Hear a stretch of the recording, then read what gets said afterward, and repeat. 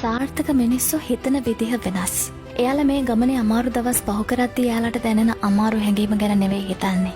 මේ ක්‍රියාවලිය අවසානයේ දවසක Tamanට කොහොම හැඟීමක් දැනෙයිද කියලායි එයාලා හිතන්නේ. දැනට මේ අමාරු දේ කරන්නේ කොහොමද කියලා දන්නේ නැතත් ඔබ කොහොම හරි ඒක කරන්නයි යන්නේ කියන සිතුවිල්ලයි වැදගත්.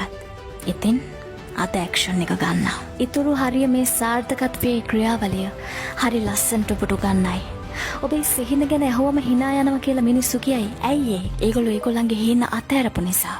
මතක තියාගන්න. ලොකු හීන යථාර්ථවාදී නෑ කියලා හිතන්නේ අරමුණක් නැති මිනිස්සු විතරයි. ඔබට බෑ කියලා දෙයක් නෑ. දන්නවද?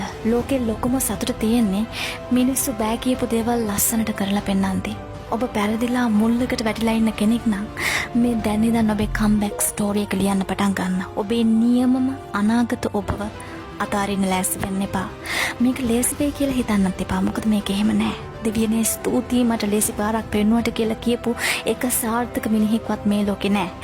සාර්ථකත්වය කියන්නේ ඔබේ සියලුම බලාපොරොත්තු සුන්වීම් වලින් ඔබ සර්වයිව් වුණාට පස්සේ සිද්ධ වෙන දෙයට. ඉතින් හෙටින් පස්සේ එන හොඳම දවස් වෙනුවෙන් අද වගේ දවස් ඔබට නරකම විදියට දැනෙද්දිත් වැඩ කරන්න වෙනවා.